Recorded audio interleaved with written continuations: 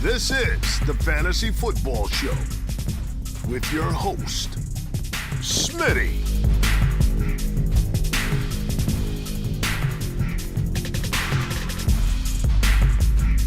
Top 5 running back.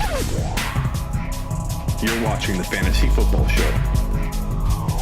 I'm Smitty. Take a lap. Yo. Welcome to the show. My name is Smitty, and you're watching the Fantasy Football Show live. What's up, Ernie? What's up, Kenny? What's up, Bald Guy? What's up, Avery? Glad to have you in the house today. We've got a lot of news to go over. We've got Fantasy Football Court later. It will be a packed show full of information. We got the news ticking above, and let's break down some of the news and notes around the NFL and some of the interpretations of and impacts and fantasy relevance relating to each of these pieces of news. We will kick things off with the Julio Jones news. You guys know by now, unless you're living under a rock, that Julio Jones was traded to the Tennessee Titans, and a lot of fantasy implications here. Right, Matthew and Scott and Ernie and Kenny. I mean, I don't think Julio's value goes up. I think Julio Jones being happy could be good. I think that the Titans get a huge bump. I still don't have them as a Super Bowl contending team, but a potentially multi-playoff win team. Absolutely. The team that acquired Julio, we knew would be a team that felt like they could make it to the big game. You weren't going to give up a second and some, second and third, second and whatever, to get a player that has 1 or 2 years left to then just not think you can make a Super Bowl run. So, I think the Titans are more dangerous for sure. We've got to look at how this impacts A.J. Brown. Does it impact Derrick Henry? I think Derrick Henry off the top gets more room to run, less defensive attention, because Corey Davis and Jonnu Smith vacated when their departures vacated about 150 something targets, about 106, 105, 100 whatever receptions. That's a lot of defensive attention that just defenses don't have to worry about. It's only A.J. Brown. A.J. Brown was probably looking at double teams, more than anybody was anticipating. A.J. Brown was most likely going to be less efficient, and now he might be back to his old sufficient, efficiency levels now that there's another respectable option on the other side of A.J. Brown. An option that defenses might walk in and say, he's the guy we're going to worry about. And, we think differently in fantasy football. We know A.J. Brown's the future. A.J. Brown's arguably the number one wide receiver in Dynasty. Like, you could make that argument. You could make the argument for like 5, 6, 7 different wide receivers. So don't at me or get all upset and say, what about Ridley? I love Ridley. No one even challenged me on Ridley, but I'm still yelling at you about it. I love Ridley. Fake comment. Don't come at me. I'm making up comments. I'm making up angry people in my head. I'm envisioning a guy in the chat going, Ridley! Or somebody in the chat going, Justin Jefferson. I love those guys. Jefferson's my number one wide receiver in fantasy football dynasty. I don't care what anybody says. Let the world catch up. We know what time it is. But, A.J. Brown, I don't want to say A.J. Brown takes a hit because he's going to be more efficient again than he would have been if he was by himself on an island awaiting defenses to say, how do we stop A.J. Brown today? So I feel like he's more efficient. I just don't know if things will be the same. These kind of things disrupt an offense in weird ways. So I don't know that we can just translate everything from last year into this year, even if Julio, even if there's a lot of vacated targets and a lot of vacated receptions, I don't think we can just stamp the numbers over to the following year and say this is what it is. Now the dynamics could change. We don't know what the hell is going to happen, but I do feel like it's an overreaction to move AJ Brown too far down in your rankings. If you want to move him 2 spots, if you want to take him from number 3 and move him down to the bottom of that group that could argue any one of those players being the top 5, top 6 wide receiver. So like let's go ahead and pull up rankings here and talk about it, because I think you can make all kinds of arguments, and I don't want there to be any confusion. So let's break it down. And we will rank the wide receivers. So 2021 wide receivers.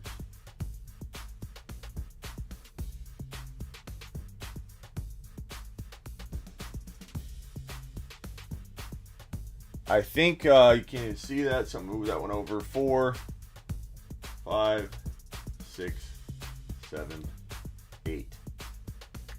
Okay. Number one. You can give me your input. I'm just gonna write these in. I still see it as Adams. You could say, but Schmitter, A-Rod's not in Green Bay anymore. Haven't you read the news? Like, there's a possibility A-Rod gets traded, people. I think it's smaller than most of you think, because people love to create drama. What's up, CZ from Twitch? What's up, boy?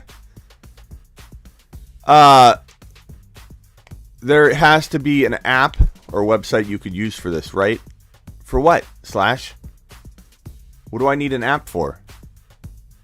What do I need an app for right now? I don't understand.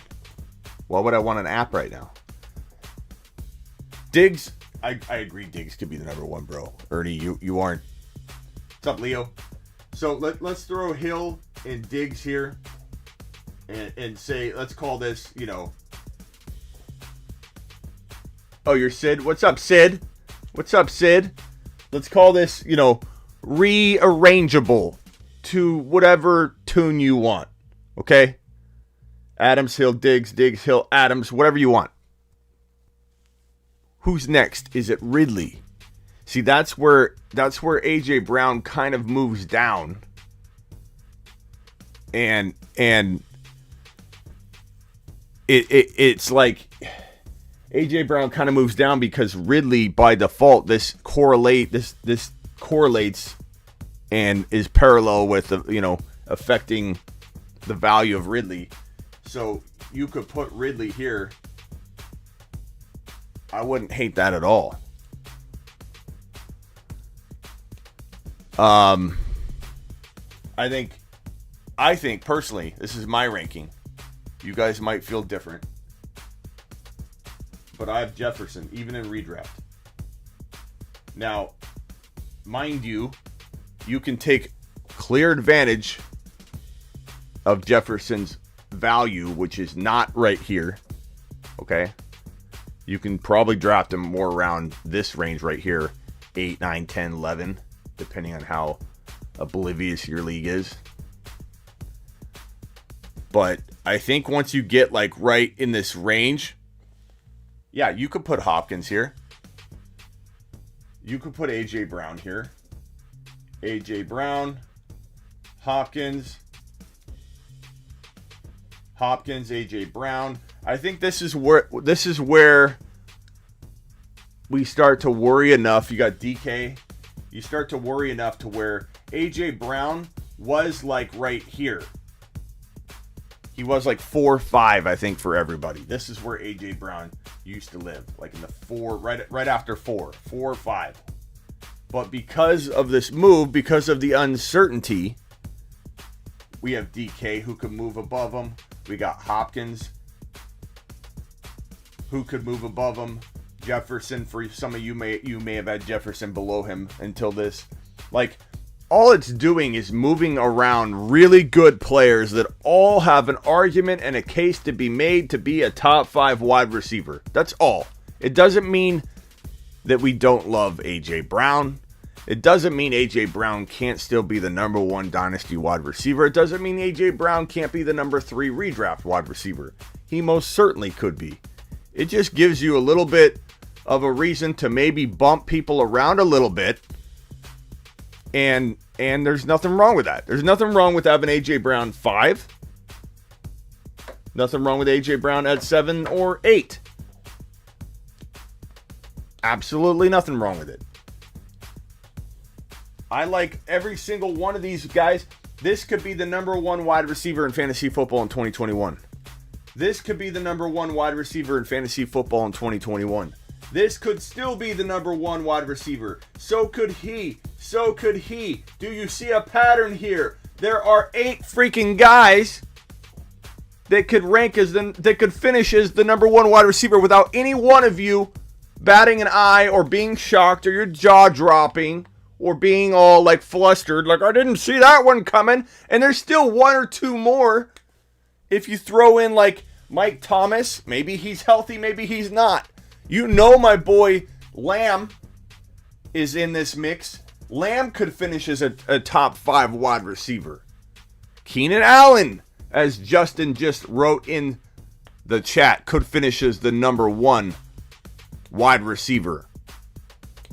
McLaurin coming along, says Kenny. It's, Keenan Allen. I don't know about Allen Robinson, but I know some of you. There are always 1 or 2. Like, no offense, I forget who said it in here. It was Sid. There's always 1 or 2 of you that come in hot, like.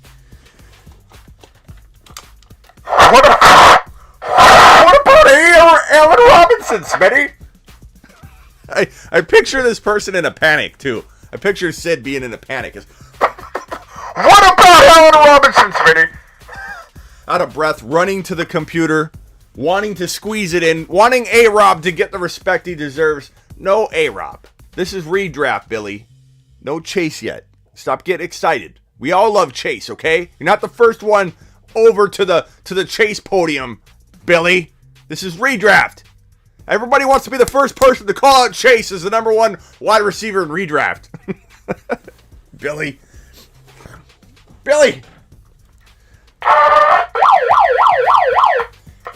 I'm calling it now. Everybody, an announcement. Chase is the number 1 wide receiver in redraft.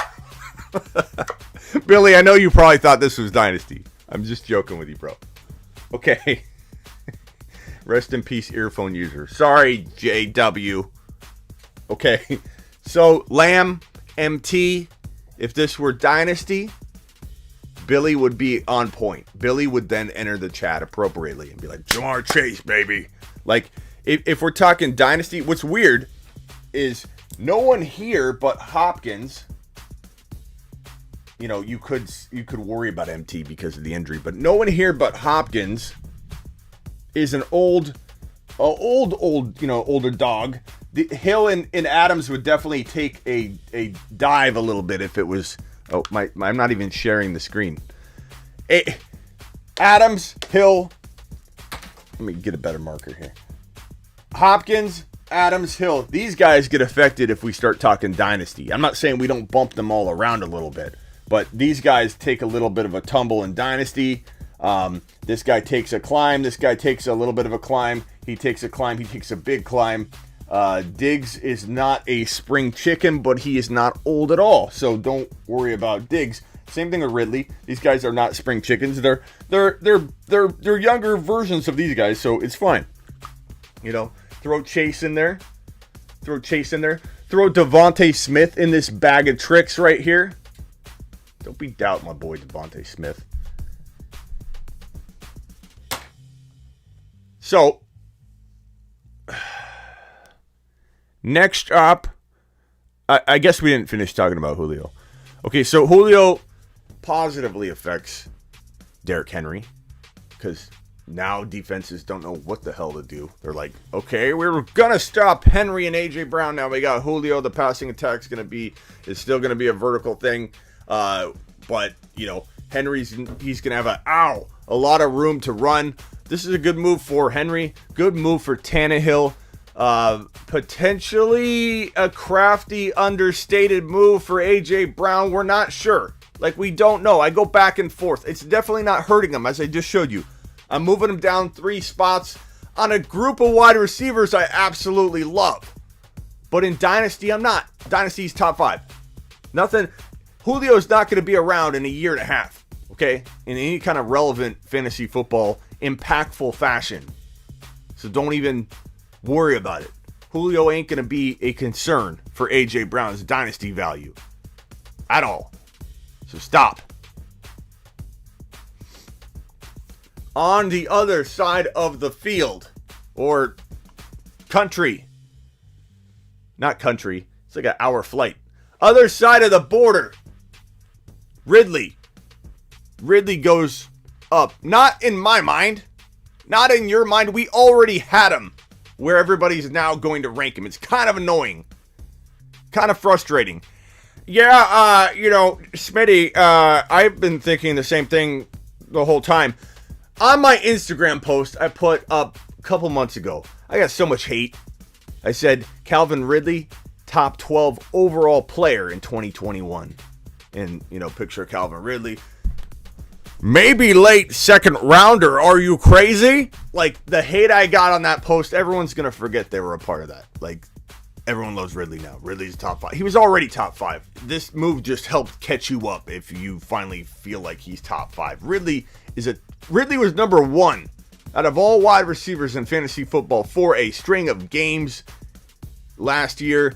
Not 1 or 2 games. Like, he was the man. He was the man. Everyone was on the Ridley train.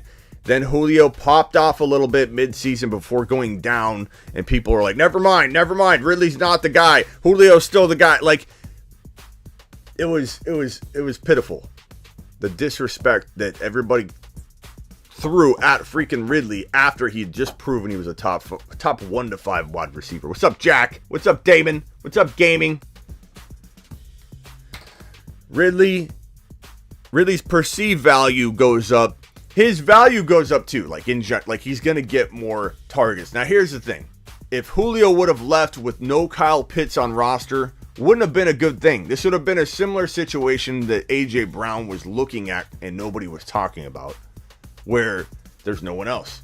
Defensive attention is going to go in the direction of A.J. Brown. That's why Julio's like, if Julio doesn't have a ton of value left, like if he's not even close to the same old elite Julio, which could definitely be possible, you Julio nostalgic truthers that think Julio's going to live for another 10 years in relevancy. There are a lot of you. So put your earmuffs on. We're about to talk truth here. I don't want to hurt your feelings. So Julio earmuffs on, engage. Julio may not even have a 950 or 1,000 yard season in him. He might have like 900. Like the extra game might put him over 1,000, but in the old way of thinking, we coin him as a 900-yard receiver, 1,000-yard receiver. Like, this is a run-first attack. They throw less than the Falcons, who are a pass-heavy team. He goes to a run-heavy team as the number 2 option. Whether you want to believe he's the number 2 option or not, I can't help you with that. A.J. Brown's the alpha dog, the number 1 option, the rapport with Tannehill. Okay? Julio Jones is not going to just see an electric, career year. He's looking at probably 900 to 1,000 yards. We'll call it 1,000 with the extra game. 1,000 yards and maybe, 6 to 7 TDs. He could have a better TD season than people think. He could have 8 TDs. Like, who knows? It could be a Falcon thing, the reason that Julio's suffering. I don't know. But 7, 8 TDs. Dried Ocean says he's the number 1. Julio, I don't think so, bro. Number 1, you're moving teams. Moving teams is never, Hopkins and Diggs proved this to be potentially, solvable. They did well. But most wide receivers moving teams, there's a transition period. There's a rapport building system. It's not the easiest move in the world right out of the gate. You know what I mean? So Julio's coming over, probably getting 1,000 yards, maybe 6 to 7 to 8 TDs. It'll be a good year. It could be a good year if he stays healthy. But it's not going to threaten A.J. Brown in terms of being the number one wide receiver there. Dried Ocean says just from a talent standpoint, it's not even close. I mean, I respect Dried Ocean, your opinion. But I don't know how you could say that about A.J. Brown. Like, that's pretty... Like, A.J. Brown, we were just talking about before this as a number 1, 2, or 3 overall wide receiver. Like, that from a talent level, I think A.J. Brown's better than Julio at this point in Julio's career. If you want to talk about back in their prime, we could do that. But everybody keeps talking about Julio in the past. Julio's the best wide receiver. No, you're giving him no respect. I'm not talking about Julio's previous years. I'm talking about Julio right now in fantasy football. Julio right now in fantasy football is not as good as A.J. Brown talent-wise, production-wise, projection, whatever you want to talk about. I'm not going to have Julio ahead of A.J. Brown on any level, not one single level, because A.J. Brown is there. He's arrived. If this move didn't happen, people will be talking about him as 1, 2, 3, or 4 overall for all wide receivers. An aging Julio, 32 years old, walking into 33, it's not even close. Like, A.J. Brown crushes him, talent-wise still. But I appreciate your opinion, Dried Ocean. I don't want to say you're wrong, or like Julio could come out and have one final year. Who knows? Okay. Last two people I want to talk about. Three, because we're talking about the other side of this trade. Matt Ryan doesn't tank. He got Kyle Pitts to kind of offset Julio. Maybe he stays the same or a little bit lesser than he would have been, obviously, had he had all 3 weapons. But Matt Ryan gets to supplement some of the vacated targets with Julio. With Pitts, Pitts might replace all of them. We don't know. But with what Julio would have done. So, Matt Ryan takes a little hit. But I think Mike Davis is the quiet winner here, that no one's talking about as much as they should, at least. Some people are. But Mike Davis is a good running back that is older, 28 years old. Dude's not young. He's not going to get a 1,100 yards on the ground. The Falcons don't run the ball like that. What the Falcons needed was a running back that had a nose for the goal line, the ability to contribute in goal line and in red zone situations in a way that could help this offense get into the end zone. And that's exactly who Mike Davis is. He's a playmaker that has the ability to be leaned on from a PPR perspective as much as anybody could be leaned on and utilized. And he proved in replacing Christian McCaffrey, one of the heaviest workloads you can find for a running back, so much so that it slowed Mike Davis down and he hit like a rookie wall at 28. He got handed a ton of volume and he handled it amazingly. Like, he handled that replacing Christian McCaffrey role amazingly. It was so hard to fill those shoes, but he did at times fill the shoes pretty well. And again, inconsistency because no running back but Christian McCaffrey's prepared for the ratio and volume of the team's offense that McCaffrey gets. No running back would have walked in and been like, okay, give me a McCaffrey workload. I'm prepared for it. It was like Logan Paul going into the Mayweather fight. Like, he didn't prepare for the long game on that. He was gassed. He was winded. Like, no running back can walk in to that situation and go, give me McCaffrey carries. I'm going to show you how to do it. You're going to get tired. You're going to wear down. Don't blame his wearing down and fading and dip in fantasy production.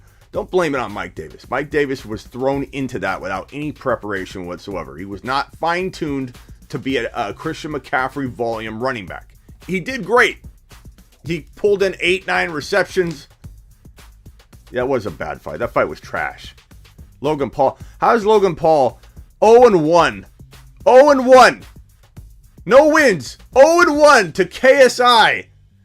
Get to fight Mayweather because he has a big YouTube community, social. I get it. I'm not an idiot. I'm just saying, I'm asking the question to the universe.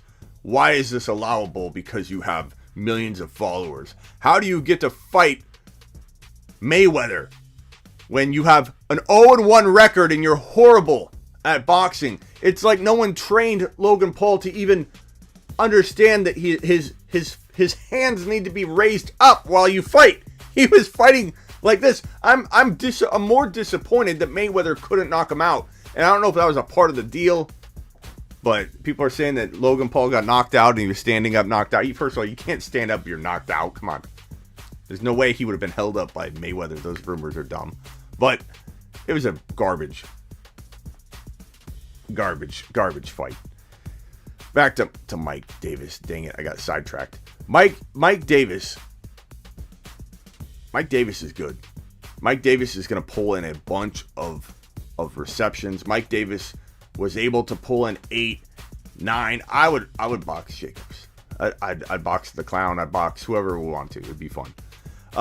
Mike Davis is going to pull. He pulled in 8 or 9 receptions on occasion in that McCaffrey role. So he's already tried out as a really good PPR back and passed the test. You move him into Atlanta. You give him a bunch of volume in the passing game. This is a pass-heavy offense. It's not a run-heavy offense, but it will be run. There'll be enough running for him to get, his 400, 500, 600 yards rushing, whatever he can end up mustering out. His 4 or 5 rushing touchdowns.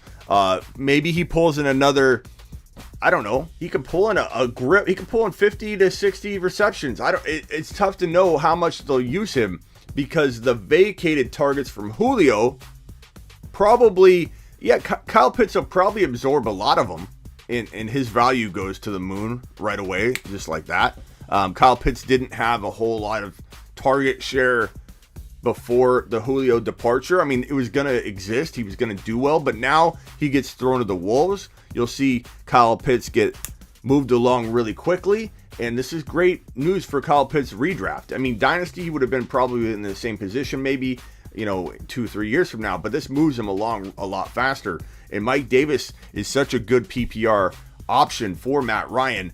If there's any concern about Matt Ryan's stats dropping, what I'm trying to tell people is they might stay more of the same, because you have Kyle Pitts absorbing a lot of what Julio would have had. And then you have this guy, Mike Davis, who's going to pull in a grip of receptions that are now available to him that may not have been there, if Julio had stayed. I like Mike Davis a lot. Mike Davis, his ADP may be climbing, but it's not climbing that much, Matt. I have noticed that he still goes in Dynasty very, very late because he's 28 years old. And if you're in a now mode, in a Dynasty, late in your draft, you can afford to take a now shot, bro. You can afford to take it. And in redraft, he's still not climbing that crazy, man. He's like in the, 6-7 round range. And to me, that's pretty darn good. I really don't mind it. I wouldn't take him as in a 4th round range, bro. But I mean, 6-7 round range, he's still going there. It depends on the league you're drafting in. This trade, a lot of implications, a lot of fantasy impact. I think I covered it all. I've got it all scrolling above too, but that's my take on it. And we'll move on to the next topic. That was Ridley too, so we covered the Ridley topic. Let's talk about my boy Jerry Jeudy. And let's talk about this before maybe, very small chance, but there could be a Aaron Rodgers on the move to Denver. And if you don't have your Jerry Jeudy shares now, you're never going to get him. This guy will not be attainable in a trade if, for any reason, A-Rod lands in Denver. And I've been beating this drum from the beginning of time. Okay, before I was when I was a baby, I was talking about Jerry Jeudy to the moon. Okay, I came out spitting this out. Jerry Jeudy has top 5 to 10. We'll call it top 6 to 10 because there's a lot of great wide receivers. We just went over them over here. It's tough to fit anybody into this, but he has top, I would say, 6 to 10 talent. Now, currently, you can't rank him anywhere near there. I'm not asking you to. I'm merely telling you that I believe, based on my eyeballs that I was given at birth, that this guy has top 6 to 10 talent. Now, if he was handed A-Rod, his value would go to the moon. But he would literally go to the moon because A-Rod turns people into superstars. He turned Adams into what you see before you today. I'm not saying that if you remove A-Rod from the Packers that Adams would vanish. He's already who he is. But A-Rod had a significant role in turning Davante Adams into the beast that he is today. And Jerry Jeudy would become the Davante Adams for A-Rod if he did end up in Green Bay. And everyone's going to run to acquire him or safeguard him and not trade him to anybody for anything because this is the next Davante Adams. I love Jerry Jeudy. Now, if A-Rod doesn't land in Green Bay, you going out and acquiring him now while people still doubt him, and believe me, they do. You know, even in the comments here, there are a lot of people that don't, you know, they'll just drop a little like Sutton's better, or, you know, not top 10. Too many drops. Like, the doubt is real. Even with the A-Rod potential, not threat, but possibility hovering over Judy's head right now, there's still doubt all over. Hit the thumbs up, like Big Dog said. There's still doubt all over. Even with that hovering over. Everybody wants to say no. Drops. Sutton's coming off an ACL tear. Like, I get it. Barkley is too. You could say, well, why do you like Barkley? You don't like Sutton. Like, Sutton's not Barkley. Sutton's going to have a period of time where he's transitioning. Okay? Barkley, the difference between a running back ACL recovery and a wide receiver, even though the running back position is harder on the knee, I know I'm practically a doctor when it comes to ACLs, so let me speak to it. Hold my beer, let me tell you. Okay, knee injuries are my wheelhouse. I've got a bunch of them. My master's is not in injury, but I have a lot of experience with it. When you're a running back and you're coming off a torn ACL, it actually is a lot harder on the knee and mostly the mind. It's more of a mind game than anything else. It's a trust issue. Because when you tear your ACL, here comes the diagrams. When you tear your ACL, which is in the middle of your knee, holding that knee joint tight, and you've got meniscus padding in between like this, okay? That padding's ultra important. Tearing the padding is bad too. But when you have that ACL tight in there, and you snap your ACL, your knee is loose like that, okay? Then you get a lot of atrophy from being off it during the surgery and recovery. The most important part about the recovery in terms of that ACL and the trust is the trust.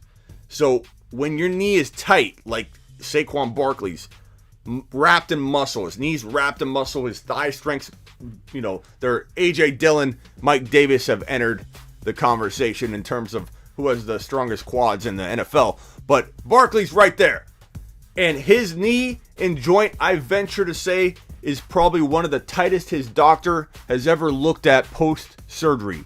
I bet you can't even tell that the dude, from the integrity of the knee, had a torn ACL or surgery because of the muscle surrounding the entire knee and the tightness that this man has. When you tear your ACL, and I know, and you plant and cut, it takes your mind a while to rewire and say, cut left. Like, there were times where I was walking. I wasn't even running. I'd be walking, and I'd be like, I'm going to go that way. And my knee wouldn't even go yet. It takes a while to rewire the signals to react. So from a perspective of running back versus wide receiver, it is technically harder on the knee to be a running back coming off of ACL surgery than a wide receiver. But the big difference is thigh strength, and also a wide receiver is dependent on a lot of other pieces. And so as he's recovering and he's a step behind, he's not where he needs to be, the quarterback and the wide receiver, there's a relationship there that needs to repair. The wide receiver needs to get back to form before things mesh completely on the regular and back to normal. Whereas a running back gets the football, and the mistakes he makes and the hesitations and the slowness and the reaction time, it's all on him. He's got the football in his hands for the most part. So in a sense, even though it's harder on the knee, it's an easier throw him to the wolves, let him get used to the game, and by mid-season, things are a lot further along than a wide receiver who's trying to come back and do a lot of things that's dependent on another player. That's the best way to describe it. So when people say Sutton, Barkley, how do you like Barkley more at a tougher position on the knee than you do Sutton? I just explained it. I hope that helps. I hope you understand that wide receivers coming off ACL tears, it's not the quickest recovery. You don't get back to form like that always. You can. There are examples of it. But there's a lot going against Sutton to beat out a guy who I already think, even if Sutton was healthy, would be the number one wide receiver. Defensive backs, multiple defensive backs in the NFL have called Jerry Jeudy, if not the number one route runner in the NFL, one of the best route runners in the NFL coming out of year one. Out of year one. Jerry Jeudy. And there are so many people that doubt him. Like no offense, I'm not trying to call you out and say that, you can't be right here, but Sutton will be better this year, hands down. Welcome, Jack. Cortland Sutton Dynasty owner. We're glad to have you on the show today. Let's see. JT being... Yeah, we'll go over JT in a minute. Get ready. Jerry Jeudy season has arrived. If Sutton didn't even tear his ACL, this would be Jerry Jeudy season anyway. Like, that is only going to hold Sutton back, is what I'm trying to tell you, Jack. I get it. Trust your gut, Jack. You like Sutton. A lot of people do. I think most of you do own him in a league, which is why you come out of the woodwork and you yell, Hey, Sutton, Smitty. It's Sutton, boy. Welcome to the chat, Sutton owners.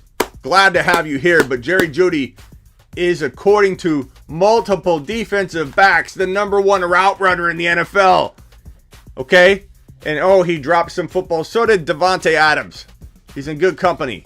And also, he dropped footballs from a garbage carousel of quarterback play. So let's back up off the Jeudy drops and say, okay, what was he dealing with? What kind of footballs, what kind of lame ducks was he getting thrown on the regular? Like Bridgewater, Jeudy, rapport seems pretty good from what I'm hearing, gathering, seeing. I'm excited about Jerry Jeudy 2021, and I'm owning him every chance I get because this is a potential top 10 wide receiver that if I'm wrong and it takes another year or two, or if I'm wrong, period, you know what you're getting? Your value back. You're trading for Jeudy at very, very, very good value. Why is my mic so high? Very, very, very good value. He is priced perfectly. He's priced so that if I'm wrong and he is just top 15 to 20, you get what you pay for right now, though. Not later. Not down the road. Later. Fant will outscore Sutton and Jeudy. Rob says, Matt wants you to take a lap. Rob, do you want to take a lap? We'll let Rob take a lap. Take a lap. Take a lap. All right. You guys know where to stand. On this one, A-Rod. Oh, boy. So this is a tough topic because there's always an odds game, people. Always. Everything is an odds game in fantasy football and in the NFL. Okay? Rob, it's okay. You don't need to take the lap. I tossed it out. Matt thought you deserved it. You know how much I love Jeudy. I got fired up and I hit the button. But I'm not mad at you, Rob. Okay? I'm not mad at you. You should take a lap anyway. It's good for you. And it's also a christening on the show. but maybe you've already taken laps before. A-Rod. Okay, we just talked about it. Could he go to Denver? Could he get traded to Denver? It's possible. Like, it's an odds game. Is there a percentage chance? I don't have all the information. Abso-freaking-lutely. There might be a story that breaks in a couple days, and I've said this before.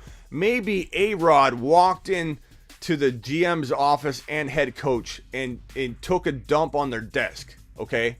And just created a mess. I don't know. I don't have all of that inside information. There could be something that is not repairable that comes out that makes me say, okay, well, that explains a lot. I don't have all that information. But what I know, what I've learned over 19 professional years in this industry, watching news cycles and rumor mills and things get thrown around and spit back out, and observing how reporting takes place and how headline grabbing is and how you watch the player's reaction. A-Rod, what is A-Rod saying? What is he not saying? What are people saying he's saying when we haven't heard him say it? And what's the trending and the historical way that Aaron Rodgers has spoke about such things? And you put it all together, and you know what I see? I see a overblown, but in a situation that's truly, like, look, Aaron Rodgers didn't show for Packers' first day of mandatory minicamp. We know he's not happy. We know he's disgruntled. We know he potentially wants changes for him to come back. But we've never heard A-Rod say, I refuse to play for the Green Bay Packers. I'm not returning, and I will retire, and you can call my bluff. Yet everyone is speaking for A-Rod, and we already fell victim to A-Rod misinformation on draft day, yet everyone's kind of forgetting that happened. The odds are the Packers would never, ever trade Aaron Rodgers after the NFL draft, because if there was a pressured situation where they were bullied by A-Rod or the media or peer pressure or fear of that A-Rod would hold out and take it the distance and ruin everything, if there was that potential, they would have traded. If they thought there was that potential, they would have traded A-Rod on draft day or before. And don't tell me they didn't have time because the news just broke. There was nothing on draft day that was new. There was a report that was, I think, irresponsibly shoved out there as if A-Rod wasn't returning. This was decided on draft day. There was all kinds of rumors surfacing on draft day, hours before the draft, as if, oh my God, this stuff just hit. No, there was a lot of people voicing their opinion and explaining how they felt for a while and decided to air it out on draft day, and news wires took it in a direction that was irreversible. And everybody kept saying, oh my God, they got little time. How are they going to do this? They had plenty of time. San Fran picked up the phone and said, hey, we would like Aaron Rodgers. We got the number 3 overall pick. This came out of Shanahan's mouth. This is not a rumor. This is not my speculation. Shanahan wanted A-Rod, was willing to give up the number 3 and some, and Green Bay answered the phone and said, we're not interested. Is there a small chance, Damon, that they screwed up, like you're saying in the comments? That they could have taken the number 3, they took it in a different direction, thinking A-Rod would change his mind. He didn't change his mind, and now they're like, screwed. Okay, well, we'll still trade him for future picks. We won't be able to use the draft capital in 2021, which would have been the reason you trade him before the draft. Is there a small chance that they screwed up and they'll backtrack and trade him, even though they won't have now draft capital to utilize to move on from Aaron Rodgers? Life without A-Rod. Let's use 2022 capital and beyond, when we just signed Aaron Jones to an extension, or to a new deal, and he's an older, aging running back. You've got a lot of reasons you would want that talent on the roster from the 2021 draft to start rebuilding right away. There's 100,000 reasons why you would have made that trade on draft day to move on if you were going to move on. But again, Damon, is there a percentage chance that they messed up and they're still willing to trade him? Yes, but that percentage is extremely low. Number one, because they're going to dig their heels in and be like, we would have got the 3 overall pick if we were going to do this. We're not doing it. How many times have you not done something like that on principle? Like, I'm not going to go ahead and trade you, A-Rod, when we could have got the number 3 overall pick. You weren't answering your phone, or I'm making up stuff here. Like, we could have made a deal done. We don't know what was going on behind the scenes, but what I do know is Green Bay is highly, highly unlikely to trade him now when they don't have that number 3 overall pick. They don't have 2021 draft capital. It makes zero sense for a team that came off the year that they came off in 2020 with a super or an MVP and quarterback in Aaron Rodgers and a potential to go back to the big game in 2021, which I think some of you might disagree with, but I don't care. I think Aaron Rodgers lives in drama. Aaron Rodgers could navigate this into a Super Bowl appearance better than any quarterback in NFL history. This is where he lives. He's dramatic. He lives in it. He's calm, cool, and collective in drama. I'm not saying he's dramatic. I'm saying he lives in drama. He thrives in drama. Everybody around him is creating drama. You know what he's doing right now? He's sitting in Hawaii, relaxing, not saying a word. Went on an ESPN goodbye show to say goodbye to a host that he loved and admired, and they tried to pry information out of him, and he wouldn't really relinquish any info at all. And and everyone says A-Rod's talking. He said this, he said that. They tried to pry information from him, and they couldn't. Let me see if Dr. Raj is wanting to come on here. Let's see, Dr. Raj.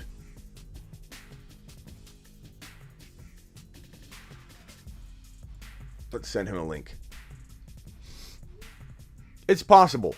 An A-Rod trade is possible. There's that percentage chance that what Damon is saying is true. They messed up. They still want to potentially trade him now. It sucks. We could have got more later or earlier. But everyone needs to... King says, yo, everyone needs to get the text service Smitty offers. I signed up for it 2 months ago, and this dude hands down has helped me dominate my second Dynasty League. Thank you, bro. And yes, we've helped your team quite a bit. Post your team. Your team's fire. Now Ridley is double teamed and Pitts eats. I don't know about that, bro.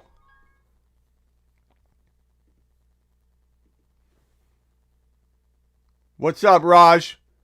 Man, I'm actually not working today. My daughter was sick, so I stayed home today. Oh, nice. All right, good. Yeah, Let's not nice, but nice, because I've been chilling today. Yeah. That's right. I mean, like that. You're on. I had a couple questions real quick before we do anything. Yeah. So I know you do this on YouTube, and you put this on. I had someone that I'm gonna have on my show tomorrow that he's doing a YouTube. He wants to be able to do like you're doing, split screen. So do you use this Ecamm? Just send me the link for the website. I'll walk you through how to do that when we're off the air and show you. And then the other one, do you use StreamYard or is it this one better? You could use a bunch of different ones. I'll walk you through that or give you the options, but yeah, it depends. We'll figure that out. Okay. A-Rod. What are your thoughts on A-Rod? We talked a little bit about it yesterday, but I've just been going on my rant saying that there's that small percentage chance that they messed up and could have got now draft capital, used it in the 2021 draft, started the move-on process right now versus a year from now with an older running back that they just signed to a new deal. There's a chance, but it's a small chance in my mind. Him not showing up is a bad thing, but a lot of teams don't get bullied into trading a player just because they don't show up. I think he wants money. Holdouts are typically about money. This seems a little bit different, this situation, but I still firmly believe that there's a small chance he gets traded to Denver and turns our boy Jeudy into a top 6 to 10 wide receiver. He'll already become that in time, but he would immediately make this guy one of the most sought after fantasy football wide receivers in fantasy football. But What if you had to put a percentage chance on A-Rod playing in Green Bay in 2021? What percentage do you give it? I think he's gonna end up playing there. I'd say like 80%. I still think the chances are high. I know a couple things. You're right. The front office is terrible. The GM is why he's mad. You know, the ownership, and that's why he's holding out. You're right. He wants more money. He wants to be respected. He's basically been the franchise for years since since he took over as quarterback. He's been their top guy. He's put that team in multiple positions to succeed and go to the Super Bowl. You know, a lot of players go to the Packers just for him. You know, Devontae Adams loves the guy. You know, I think the veterans love him. The fans love him. The whole Green Bay is Aaron Rodgers' town. He could do whatever he wants right now. He doesn't have to show up. He's a veteran. And you know, holding out, you're right. It's usually about money. I think the Packers are going to figure this out and try to make him happy because he's not happy with what he's getting over there. You know, he just came off an MVP season. He probably thinks he deserves a little money because if he really wanted to, he could walk away from the game right now and go to Jeopardy and make the same amount of money. And it's not as, you know, physical. He's not at the risk of getting injuries. And injuries is something I know as a Niner fan. We had 2 players go down today. So that with that kind of news, it's like Aaron Rodgers doesn't necessarily need to come and play football. But in his heart of heart, he's a competitor and he wants to go out there. And if he does get a chance from another team, like you're right, Broncos, he would definitely elevate Jerry Jeudy faster, sooner rather than he would eventually, you know, because like you said, I think he's going to kind of come on and be that big receiver we expect him to. You get a guy like Aaron Rodgers, that speeds it up. But is he really pressed to do anything? I don't think he really cares. He's just going to sit back. He's living his best life. You know, he's in Hawaii. He's got his girlfriend. He's going to hold out because he doesn't need to come to these OTAs. You know what? He's a veteran. He's been through so many of them. I don't think he really cares about showing up to these. He says, look, this is where I stand. Next month is training camp in July, at the end of the July. If we aren't figured out by then you guys have some trouble. Right now, figure it out. He's basically given this team a month and a half, almost 2 months to figure it out. And I think they will by that time. I think Aaron Rodgers will be playing for the Packers this 2021 season. I think you're right. They had an opportunity, and they maybe missed out. But at the end of the day, it's not easy to trade a guy like Aaron Rodgers because you need to get a lot for him. A lot of teams wouldn't be able to pay him. Just like the Packers, they're in the same predicament of we can't afford to pay him more. Other teams wouldn't be able to afford to pay him what he has now. So they'll figure it out. Yeah, people need to think about it, totally, step back from it, stop reading the news, the flashy news headlines and oh, he's not showing up or what's that mean? Think about it logically. You're running an organization that just, put together a Super Bowl contending season with the NFL MVP, and you just brought back and not older running back, but he's on his last deal. Aaron Jones has 1, 2, maybe 2 years left at an elite level. You're not going to be even remotely close to wanting to start over when you're already there. You're going to try and fix it. Now, I understand that A-Rod may say no and sit out, but they're not going to just lay down and say, well, a guy signed a contract, doesn't want to play, and because he doesn't want to play, we'll literally dismantle our entire franchise, start over, and especially do that after they passed on the opportunity of maybe getting the most rebuild potential assets walking out of this year's NFL draft. It's really hard for me to imagine them out of principle backtracking and doing a much worse job. I mean, some will argue this ownership is dumb. Going after Jordan Love was a stupid move, especially the way they did it. Now, a couple of the comments in here are people saying that it's not about money. That's what I said. Most holdouts are about money. This one feels a little different. It's about respect, but money is part of respect. If they come to Aaron Rodgers out of principle and say, hey, look, we're going to show you the respect. It's not necessarily money, but they need to respect him in a way he feels respected. And they need to make him involved. They need to prove all that. I think that will go a long way. James Jones, his old wide receiver, James Jones, said that he believes it's fixable. Some people think it's not. But what I do know is a lot of people are talking for Aaron Rodgers when he only came on that ESPN goodbye show to talk to his longtime buddy and say goodbye to him. And they tried to pry a bunch of information out of him. And he was pretty calm, cool, collective. He's always been calm, cool, and collective. And it really kind of pisses me off when people say he's a diva, when they say he's complaining, moaning about this and that. I think that comes from when he was younger. He was, pissed that he didn't get drafted number 1. And I think it comes from that. So people always bring that up. Oh yeah, he's a diva. He's Aaron Rodgers. He cried about not getting drafted number 1. I would have been pissed too if I got passed over in the draft. Like at the end of the day, I would have been pissed too. But I agree. I don't think he's like a diva. He's just confident, and he's a confident ass quarterback, and he should be, because he's probably the best quarterback other than Tom Brady in the last decade. Like those are the 2 GOATs of our decade. I'm gonna say it right now. Aaron Rodgers and Tom Brady. Those are the 2 best. Maybe you could throw Drew Brees in that aspect too. Like those 3 got Peyton Manning. Those are your top 4 quarterbacks in the last 10, 20 years. Like you got to respect him. And if he sits there and he's confident in his answer, then respect it. Because if Tom Brady were to say something like that, nobody would come at him. It's just, I think the stigma Aaron Rodgers get, because he is kind of a weird guy. He doesn't like to talk to the media a lot. And so I think they give him this vibe, but he didn't say anything bad on that interview, and he handled himself well. And you're right, he just went on there to say goodbye to his friend, and they tried to come at him with stuff, and he kind of made it like more like lighthearted. It was funny, like the stuff he said. I was laughing actually, the way he handled it. And as far as people saying it's not about money, like you said, respect. Part of respect is being paid what you think you deserve. If I go to a job and I feel like, I've been putting in so much work and I've been grinding, and I feel like I should be getting paid more for the work I get, I think that's part of it. Like if I feel like I'm not respected, part of that is maybe they should pay me more. And I know Aaron Rodgers needs more respect from the front office because they're not drafting what he wants. That's part of it. But also in the back of his mind, money's always an issue. No matter where you work, no matter what you do, you always think you can get more. And he deserves more. He just came off an MVP type season.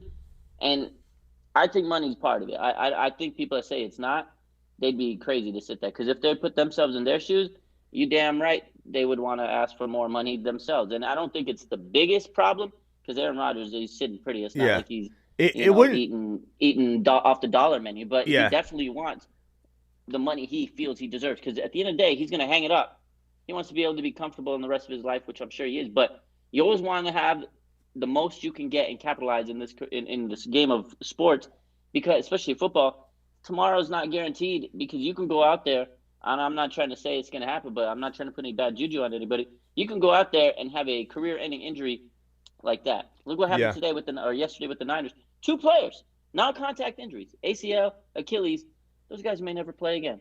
I know, that's crazy. But I will say, Aaron Rodgers, it wouldn't shock me if he fully wants to move on. Like, he's tired. I understand he's tired of certain things going on there. He wants respect. And you see Tom Brady get whatever he wants in Tampa. It's got to be frustrating. So I get it. But again, it comes down to a team not understand. Like, let's say they don't understand the problem. They didn't understand it in enough time, because that's what some people say. They could have traded him on draft day. They didn't have enough time. They did. This is all out there well before. But let's say they miscalculated their ability to repair this. I think people are giving Green Bay too much credit to say that they could recognize that and head in a different direction. They'll probably push Aaron Rodgers to his limit. It's a big difference between me saying they won't trade him and him holding out. He could still hold out. That's not part of my argument. He still may hold out, and maybe he takes it the distance. Maybe he goes into the season. I'm not telling you that's not a high odds of happening. I'm just saying Green Bay, it's still a percentage. Like if they trade him tomorrow to Denver, I'm not going to feel like I totally had this wrong. There's a percentage chance that he could get traded to Denver. It's just when you play the odds game and people start reacting, and I'm from a fantasy perspective here, and not drafting Adams until 2.04 instead of drafting him at number 7 overall, like people start reacting and trading away players like that. My thing is, you have to play the odds game, and the odds are very, very low that a trade happens, even though there is a percentage chance it could happen. Again, and at the onset of this, I talked about, we don't know. There could be stuff I don't know. Like Aaron Rodgers could have done something really disrespectful to damage relationship. Like, we don't know. I don't have all that information, but what I do know, the logic involved here, a team would be crazy to let a player who's disgruntled, make them dismantle a franchise that's already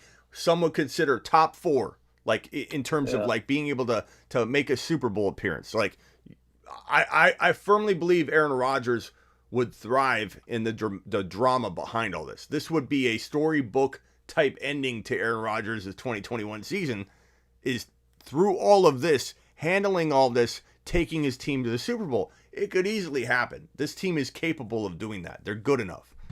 Yeah, I agree. I definitely agree that this team has the ability to make a Super. They were a game away from the Super Bowl last season. It's pretty much the same team. So it'd be silly to think that they're not able to go. They got Devontae Adams, you got Aaron Rodgers if he's back, and everybody else on that team. Again, it's a Super Bowl caliber team. They're a great team. They have, if Aaron Rodgers is there, as long as he's on that team, they have a chance to make the Super Bowl. Like, bottom line, that's how good he is. Let's talk about Barkley real quick. News broke, over the last 24, 48 hours that the Giants head coach Joe Judge declined to offer a timeline for Barkley's return from his ACL injury. The word has been lately that they could kind of limit him a little bit in his first couple games back, which is smart, to ease him into it. They should. It doesn't mean he's going to, plummet in terms of fantasy football value. And oftentimes people will say this, and we're so far out, like, no one knows what they're going to do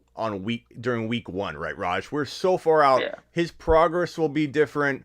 He could be further behind too.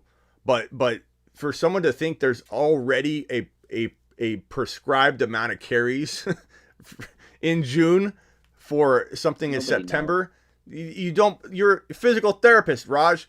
Tell people that, like, we don't know yet. We don't know yet, right? Yeah, we don't know how great he's doing, because at the end of the day, right now they're in the off-season program, part of the program, the OTAs. They're not doing contact drills. These guys are just trying to get back in shape. And Saquon, with him, he's more trying to get back into getting into that, just getting comfortable being back on the field, with just conditioning and stuff. So he's way far from being at his peak. So even if they say, yeah, we're going to limit him in and be cautious, that's smart. They should do that. You don't want to overwhelm him in his first week back. And you never know. Maybe he rehabs to the point where you're like, holy crap, he's way ahead of progress, because we won't know until the pads come on and things like that, how he is in live game action, how he is maybe in the preseason testing out the ankle or the ACL, and things like that. So it really depends. We're going to see how he feels week 1. Maybe he gets more carries than we think, but they're going to be smart with it. And, we really don't know how far along, how his, body is healing with regards to this, because everybody heals different. And athletes heal pretty damn fast compared to the normal, person, me and you, with these types of injuries, orthopedic injuries. So to say that, he's not going to do much is crazy, because you never know. Adrian Peterson is a guy that he came back and he made a hell of a recovery and had a hell of a season. So, and I think Saquon, his body type is built to where he can come back from this injury and be pretty damn good and get close to where he was by the first few weeks, just because his legs are so massive. Those they don't call him, Quadzilla for nothing. Him and Nick Bosa have the big quads, and everybody sits there and talks about it. Like, that is a big part of them recovering to a elite function again, because of how strong they are. I really think that Barkley he'll be fine by week 1, but really we won't really know until we see him out on the field and how that knee is feeling. We don't know if there's going to be any swelling when he takes the field. Is there going to be any residual effects? How is he doing with pain? So right now it's just way too early to tell. Things can change it's June, and that's September. A lot can change in that timeline. Yeah, and going into like an ACL surgery, like he went into, like you could probably speak to this way better than I can. But like, when you prepare for going into surgery, a lot of times people will try and build up muscle ahead of time and strength, so that when they go into the atrophy mode where they're not using it, they're not walking on it, they don't lose a lot of the muscle. And so Barkley's, like, if you were to examine him right now on the table, you'd be like, I don't even know that there was a torn ACL other than the incision, because his knee would in surrounding muscles and thigh would be so strong that, like, the integrity of it is probably the same. And that's like when I tore my ACL, and even to this day, it feels like I'm standing on the top of a ladder, that if someone kicked the ladder out, I feel like you could just take my knee off like that. because I don't have the surrounding muscle to keep that thing tight like he does. Yeah. Unless there's a setbacks, I think he walks into 2021 looking pretty much like his old self, and he's gonna have a big year.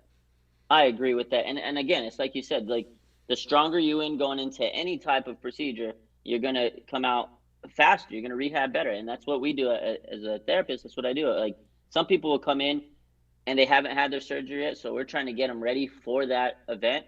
And because we know if they're here, right, compared to here, when they go after that surgery, they'll be here compared to here. Their mountain to climb is not as high as if you were, weaker coming in. So it's all about being, at a peak shape. And these athletes, that's why athletes heal so fast, because they already are high to close to that mountain, right? Going into a surgery or an injury or whatever. So, and Barkley, his legs are so massive that his atrophy stage is probably like, compared to me and you, like nothing, right? Yeah. Like you said. I think he'll be, he'll be taking fine. A leg day off for like a couple days. Yeah, for like a couple weeks, but he'll be fine, man. And I think, I think they should be a little cautious going into it. So maybe his value in the first like 4 weeks, the first fourth of the season, it might be a little, so you can kind of steal him and say, oh, yeah, Barkley's underperforming. He's going to be a bust this season. Steal him up. Good trade candidate. Yeah. And then, get him in that part of the season, early in the season, and then ride him to victory. That's how I think it's going to go. Yeah, that could be the case. I think people might overreact. And if Barkley comes out. They're going to be like, oh, he's only getting 10 carries. And then all of a sudden, they're going to wrap him up, and he's going to be tearing it up. Yeah. What do you, let's see, Mike Thomas, I talked about that a lot lately. So Mike Thomas on his ankle, so here's the foot, here's the ankle. There's the main ligament that goes down the middle that kind of holds the two bones together when you get a high ankle sprain. He damaged that main ligament and two other additional ligaments and didn't have surgery. I had Dr. Jesse Morse on talking about that the other day, and he said that even though you could technically, he could envision him never being the same because he didn't have the surgery, that your body finds a way to, how he was explaining it. Compensate? In a way that when you put your foot down from like a severe high ankle sprain where you damage that ligament, it feels like your bone right at the ankle, the two bones right there, they want to separate. And that's where the pain happens because they put their weight down in that ligament's not holding that your bone weight together. Bearing and putting a force on that area where the ligament is. I don't like the fact that he didn't get surgery. Yeah, part of me is like, okay,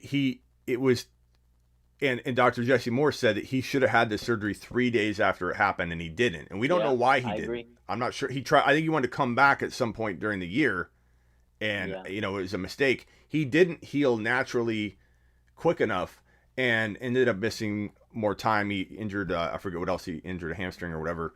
But he's walking into 2021 fantasy football without any updates on all three of those ligaments. So I don't know where to rank him. I know that he's fallen from like being number 7 or 8 or 6 overall from the 2019 to walking into 2021 as a 3rd round pick. What do you think? What do you think the odds are that this resurfaces and there's further issue? Like, do you hear a lot of cases where people damage ligaments like that or somewhere around that kind of damage? They wait it out and they get back to full go? So it depends. Again, athletes are a higher caliber of what we normally deal with, but again, they heal better and in their mind. And in Michael Thomas, I'm just assuming, I'm making an assumption here that you're right. He probably said, hey, look, I want to try to come back in the season. If I get surgery, I'm definitely out for the year. I'm definitely out. And so he thought he could tough it out, do some conservative treatment. They have great trainers, I'm sure, NFL trainers and therapists, so they probably have the best techniques out there. And he tried to come back without the surgery. I think the doctor you had on was right. If you want to attack this and be smart about it, you go correct it early, you're aggressive early, and then you come back, and he would have been fine, made a full recovery. But also there's the risk of, you go to surgery. Anytime you go under the knife, that's scary for any player, especially a wide receiver with an ankle. That can be kind of mentally tough on someone. So he didn't want to do it, right? These types of injuries are chronic in nature, and they can keep on recurring, especially with the wide receiver. A lot of impact on those joints. You're running, you're jumping, you're going out there, and you're putting all that stress on those ankle joint. So it can happen again. It's very common. I've seen it with a lot of players, athletes, people in general. They have those types of injuries, and then it leads to other stuff down the line. Like you said, he had the hamstring issue, and that can lead to other things again, like hamstring, maybe a hip flexor strain, just because the whole chain in your leg is connected, right? Your ankle connects to the knee, connects to the hip, and so on and so on. And it can lead to issues down the line.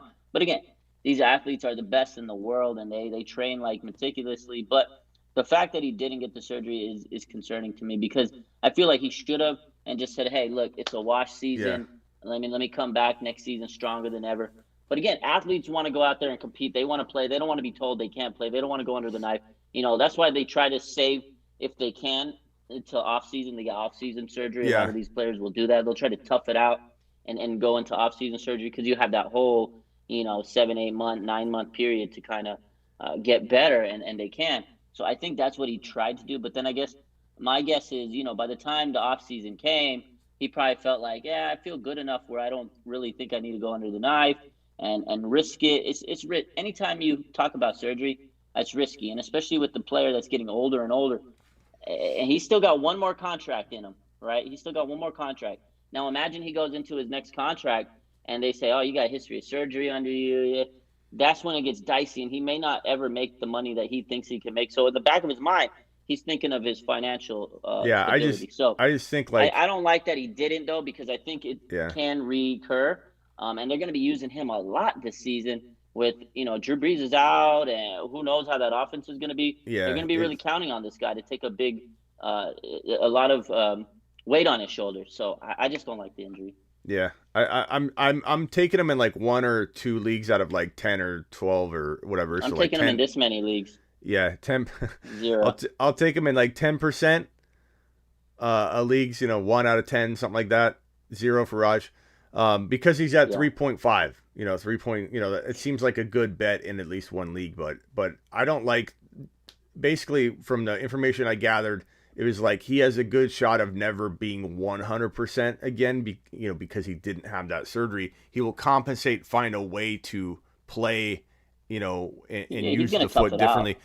Yeah, I don't know. And the whole, don't like that, because when you start doing that, you start using different body mechanics, and you start changing the normal patterns of your body, and then he's going to lead to other injuries, like overuse strain injuries of other muscles that like shouldn't have even been. Foot issue. Yeah.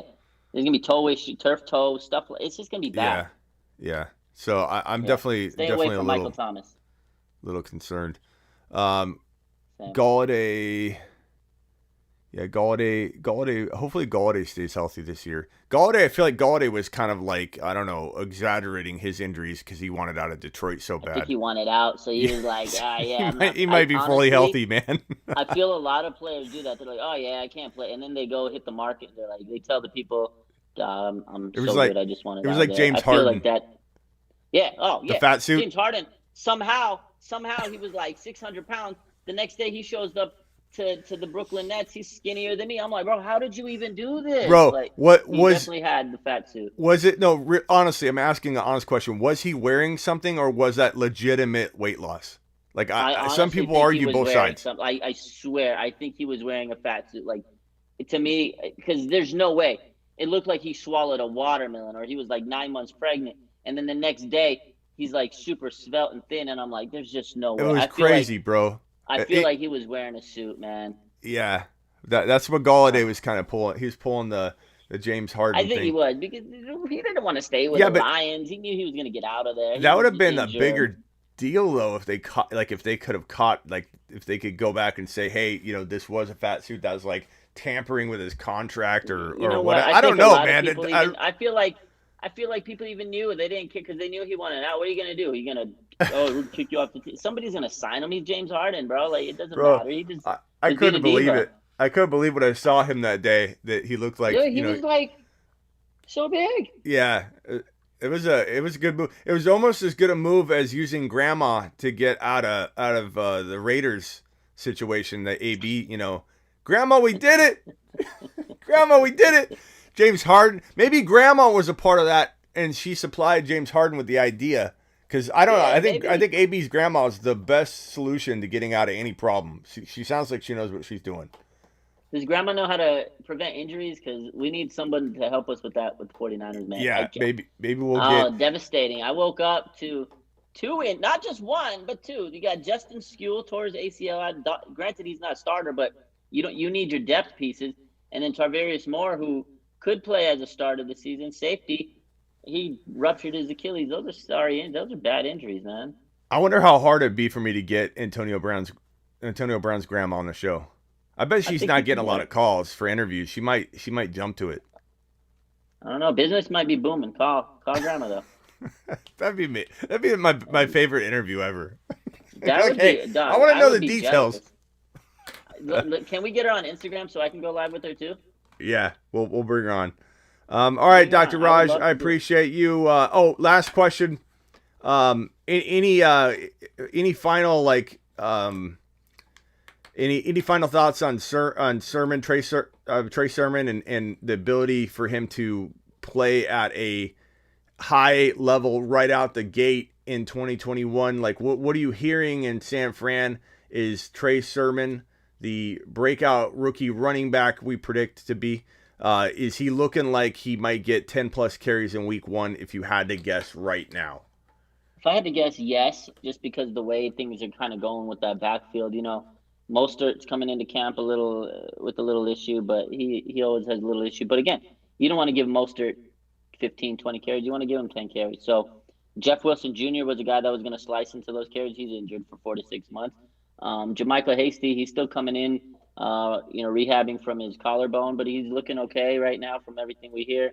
Mitchell's there, but he's still young and developing. And then you also have Gallman, who I don't think he'll get a lot of carries. Maybe he's more of a receiving back. So it just logically makes sense that I think Sermon has a high probability of getting a lot of carries, although it's early. And again, these practices that they're doing, there's no pads on. So you take whatever evaluations you get you take it with a grain of salt. It's not like they're out there going full gusto. They're playing with the pads. They're just getting up to speed. But from what I've heard and what I've read, he definitely does look good. He looks faster than what people thought, and I think he's got a good head on his shoulders. And I think the kid is going to come in and prove a lot of people wrong. And I think he's going to make people realize, like, whoa, this guy is going to be the future of this backfield. So if I had to say anything, just without knowing too, because I'm not out there watching them, nobody really gets to see them, but just based off, the vibe I get, I think Trey Sermon will definitely have a strong chance of getting a lot of carries early on in the season. Yeah, and what? Let's see here. What was the question I was going to ask you? I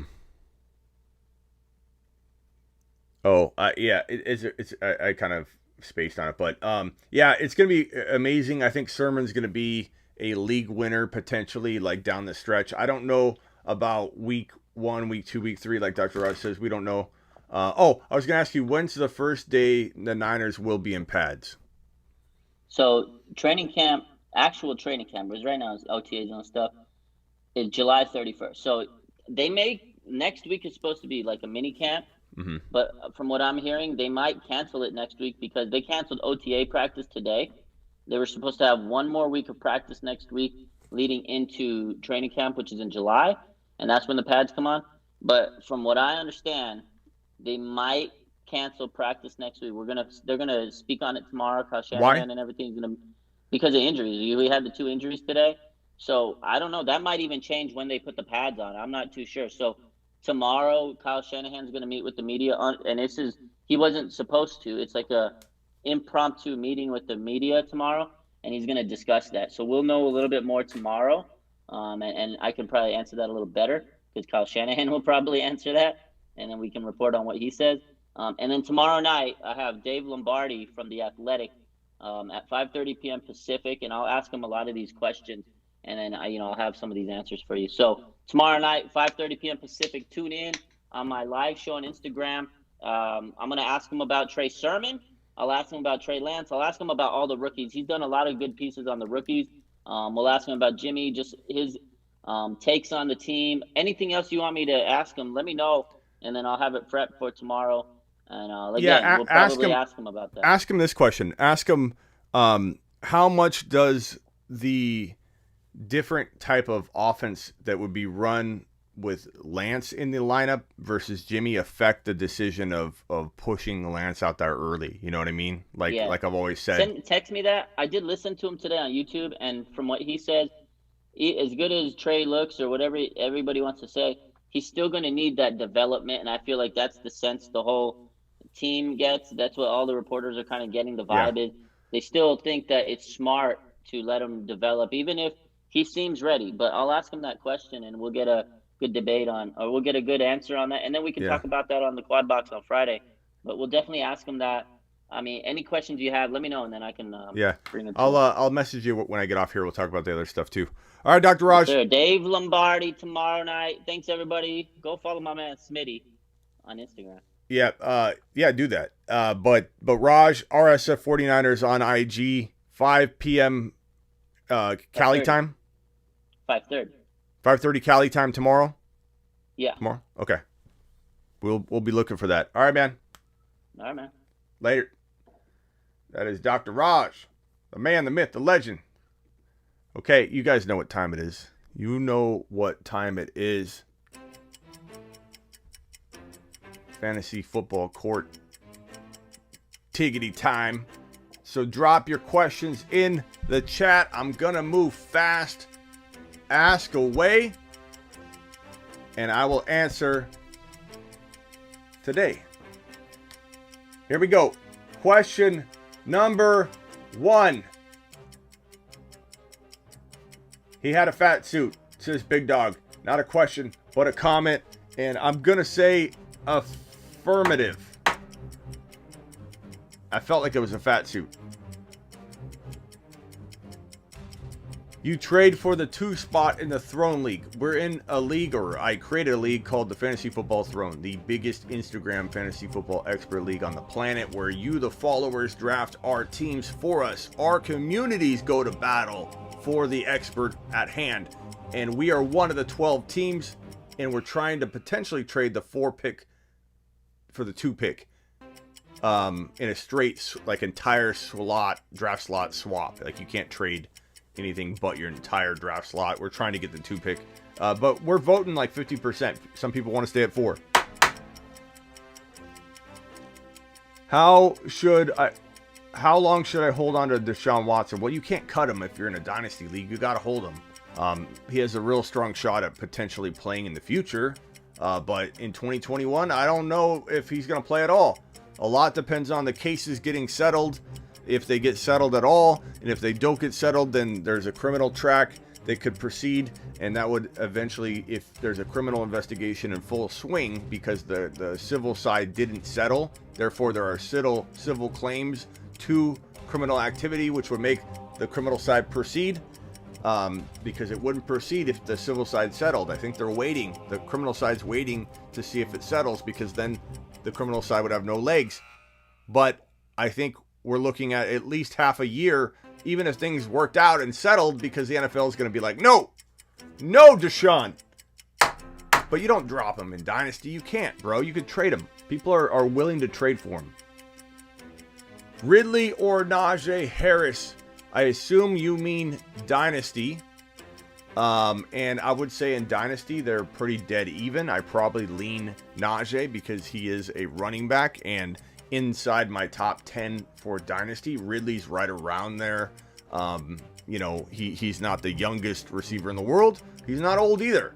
But I think he ranges around that 11 to 14 overall range, where Najee is going to breach inside the top 10 if it's a Dynasty format. In redraft, it's Ridley right there at the 12, 11, 13 draft slot.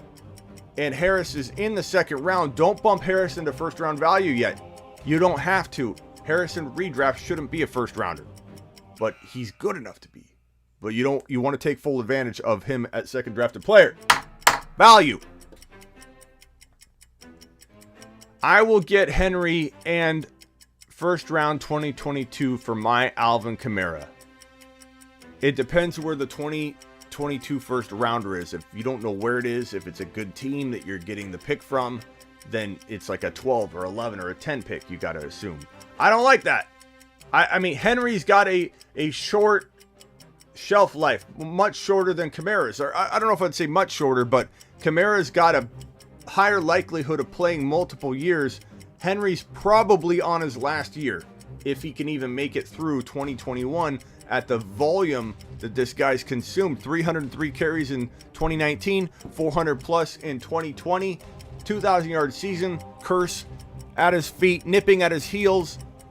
I'd rather have Kamara because unless that pick is really high, bro, if it is, then I might like that side more.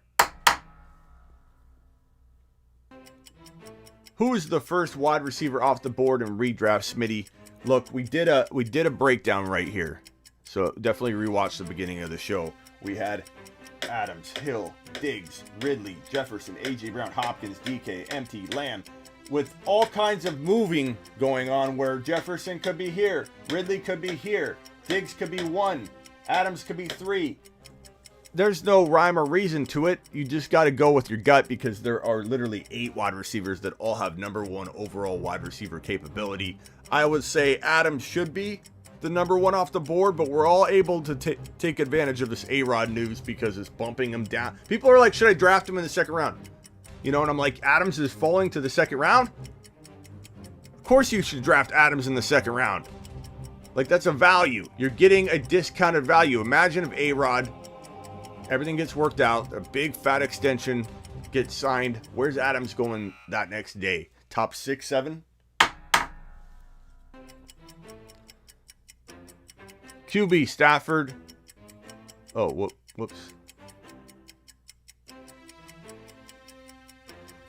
Where's Adams without A-Rod? If for any reason, Legion, something were to happen to A-Rod, he got traded to Denver. Again, small chance, but there is a chance it could happen. Adams would go down. He would fall to the range everybody's talking about, where if we look at this wide receiver ranking right here, because every single one of these guys has the capability of being the number 1 wide receiver overall, I don't blame anybody for moving Diggs, Hill, Ridley up above Adams. I mean, you could get crazy and say Jefferson or AJ Brown. Without Adams, I don't drop him out of my top, group here where I could say he could be the number 1 wide receiver still. But I wouldn't be shocked if he floated all around in here. And, that's logical. There's a lot of good names on this list. 8 guys that could be the number 1. You take A-Rod away from him. I don't know where I value him yet. It's a great question, and I almost don't want to go there because I feel like it feeds the narrative that A-Rod's leaving, and I don't believe A-Rod's leaving. It's a good question, though. Gibbs or Najee? Gibbs. We can call him Gibbs. Gibby or Najee in the second round redraft. Najee is by default falling into the third round now. The toe is a concern. I don't think it's such a concern you drop him out of round 3, like 3.2, 3.4. But Najee Harris is embedded, nicely nestled away in second round value. I say Harris, but I love both of them. You could draft both of them.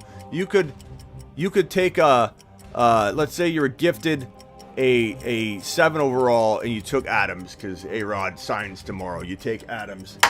You take Harris. You take Gibson. That's how you dominate. Cam Akers or Ridley? Give me Ridley. Easy call for me because I don't trust McVay. I don't. I know everybody wants to. I'm not opposed to drafting Akers at the right value. Right value to me is second drafted player value. But a lot of people are drafting Cam in the first round now, which I'm not willing to do. I'm not saying it can't work out. I'm not saying there isn't a 20% chance that he earns top 8 overall value. He could, but I'm going to go with Ridley, who I know finished for a big part of the year last year as the number 1 overall wide receiver in fantasy football. I'm going with the guy that I love that feels more proven. Akers has a lot of talent. There's a lot of injury risk with Akers. He got banged up last year when I told you he would, coming out of college with his aggressive style. I just feel a little worried about you guys investing round 1 value in Akers. How do you rank Taylor, Zeke, Chubb, Barkley? In redraft, I'm going to say... Man. I know this is going to be bold, and this is telling to our throne where we might go with the throne pick. I don't think we should shy away from Taylor in redraft at the fantasy football throne at number 4. I'm going to say I love Barkley. This is so tough. I'm going to say Barkley in redraft, Taylor, but neck and neck, and I could change my mind by tomorrow. I'm really inching in getting closer to putting Taylor above Barkley in redraft. Or Dynasty, however you want. Then it's Zeke and Chubb. I don't trust Chubb. He's sharing carries with Hunt, who outscored him last year, and I worry about injury with Chubb. I like Zeke and Pollard more than I like Chubb and not being able to cuff him because Hunt's going too high.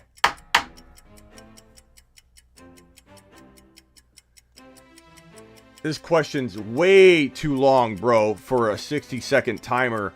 Oh, God. Take a lap, Brandon. Where do you improve? I'm looking at this, bro. I like Lamb, Chase, Allen, Trey. I don't know if you're just flexing with this team. It looks solid. Harris, Kamara. Get out of here. How do you like my team? How do you like my team? How do you like my team?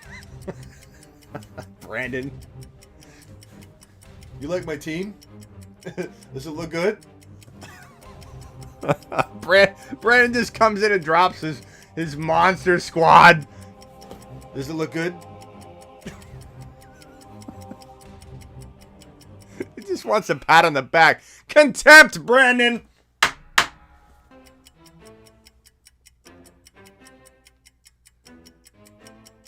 That was cringe, Brandon. Brandon! Take a lap. Take a lap. Take a lap. Take a lap. Dominating his grandma. You should be ashamed of yourself. Your baby cousins, your grandma, your dad who doesn't know. You talked your dad into playing fantasy football for the first time in a super flex league. He's never played fantasy football, and you throw super flex at him. Brandon was probably the only one in his league that knew that you needed to draft quarterbacks early, like multiple, and he probably springed the super flex position on him at the last second. You like my team? Brandon, your team looks good, bro. Okay? There's not much you can improve. I don't know how you got it. I don't know who you robbed blind. You should be ashamed of yourself. I'm not sure how it's even fun at this point for you, Brandon, but it looks great, bro. Mock draft, not today. Where do I rank DK in 2021? We have it right here. Watch the beginning of the show. That'll give you a good sense. 8-1. We rank DK from 1 to 8. Is that helpful?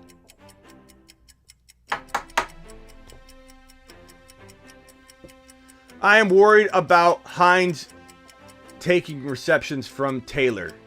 You know, it's a logical fear. Hines is not, a horrible player. He does have some ability to,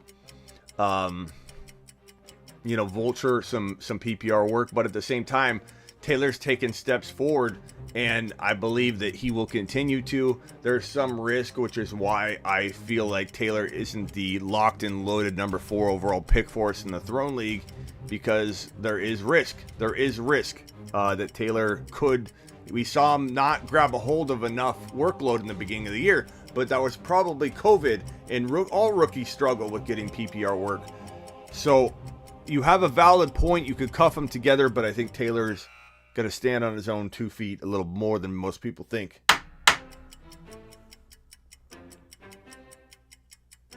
Who's my number 1 defense? I'm going to do a defensive show, I think, at some point, so just hang tight. There are a grip of defenses, that all, I believe, could make a run for the number 1 spot in 2021.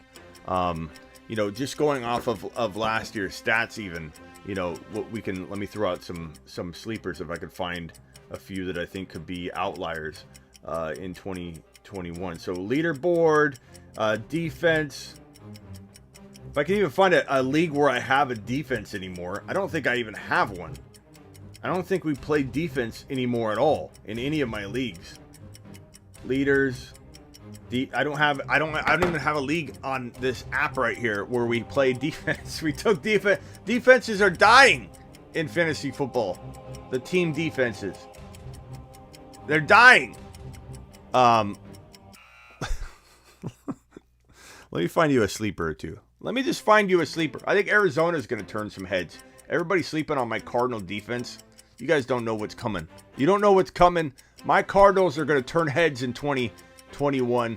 And defensively, there aren't a lot of defenses that are more exciting for the low cost of entry than my Cardinals. Okay, but let's pull up some defensive. So tough to know what the Steelers are going to bring in 2021. Will their offensive line issues and the deterioration of Big Ben caused that defense to decline? They scored the most points in most formats last year. Colts. Let's see here. Hold on. Let me sort this. Rams were obviously fantastic. Ravens football team. Bucks were one of my sleeper defenses, and you could say, oh, that wasn't a sleeper defense. They had a lot of talent, Smitty. They were ranked so low, everybody was doubting the Bucks defense. The Bucks were a sleeper defense in 2020. I think the Bills could be crafty. I think as that offense improves. I think the Cardinals, who ranked middle of the pack last year, will potentially be top 10 to 12. I think the Browns improved some things too, so they still could be a top 10 defense, maybe top 5 to 10. Bucks still up there. Redskins, Washington football team. I think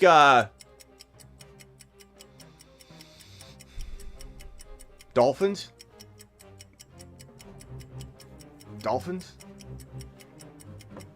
Yeah, Washington football team could be pretty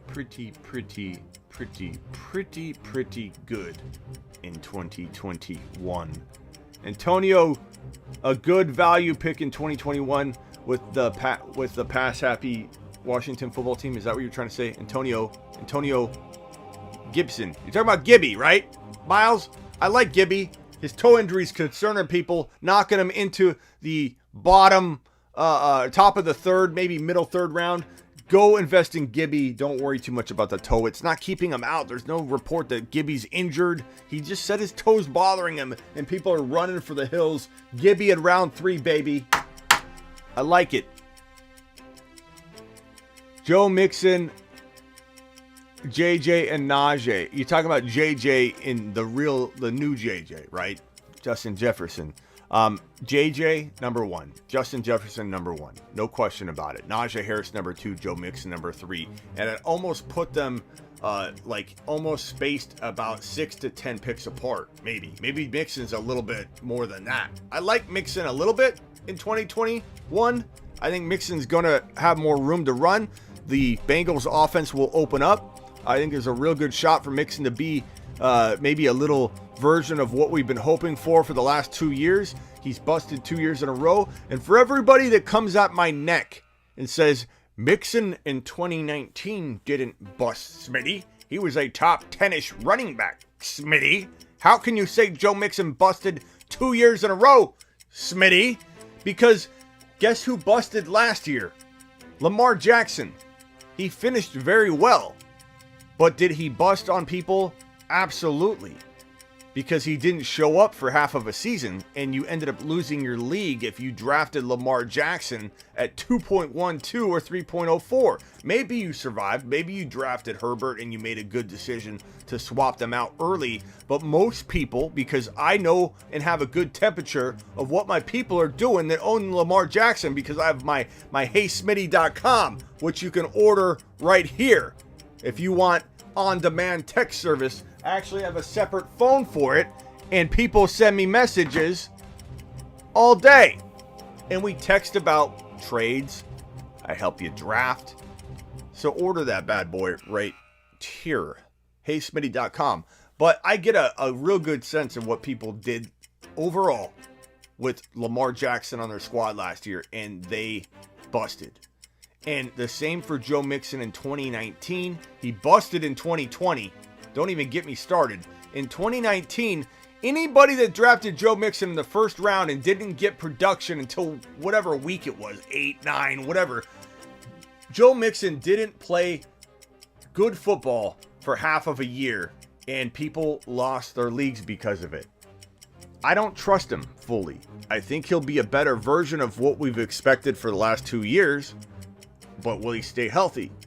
So it's JJ, 6 to 8 to 10 picks later, it's Najee. This is redraft. 6 to 10 picks later, at least, it's Mixon. That's how I rank it. It's my court. Who are your top 5 bust candidates? You'll see a deeper show on that, bro, but Swift is number 1 for now, or you could say Henry's a guy I worry about, but I don't want to call Henry a bust because he's shown no decline. You know, there's no visual evidence that he's dropped off. So I don't like to call Derrick Henry a bust, but I worry about number 5 overall.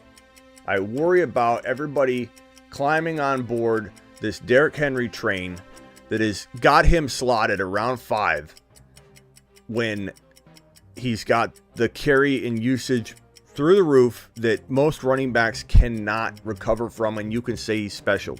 And that's why I don't want to call him a bust. He could have this one more elite year before he drops off. But why is Henry's ADP in redraft number 5 and in Dynasty in the 3rd round? Derrick Henry's ADP in Dynasty is in the 3rd round, people. That tells you something. It tells you we're right on the line of where he goes one way or the other. That line is very, very clear that he's on it. Whether he has one more year or not, that's what we're debating. But his Dynasty value being at 3.1 is a telling sign that we're on that verge. Do you want to be left holding the bag? That's the question. Akers and Dobbins, bust candidates for sure. They've got a hint of that. I mean, J.K. Dobbins, Gus Edwards. I have a report here. Where is that? Gus Edwards signed a 2-year, $10 million deal. And I haven't even talked about that yet. It's up there on the ticker right there.